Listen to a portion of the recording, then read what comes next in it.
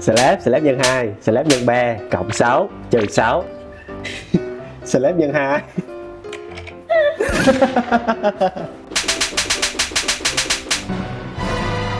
Slab nhân 2 slab nhân 3 cộng 6.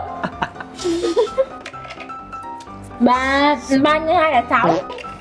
4 nhân 3 12, 15 16 24.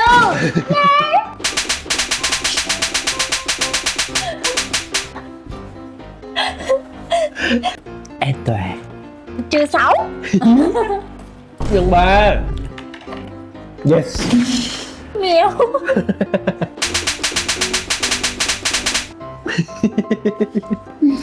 Anh Toàn, ủa bây giờ còn là slab không với là trừ 6 đúng không? Còn giống cộng 6. Ủa? Slab Trừ 2.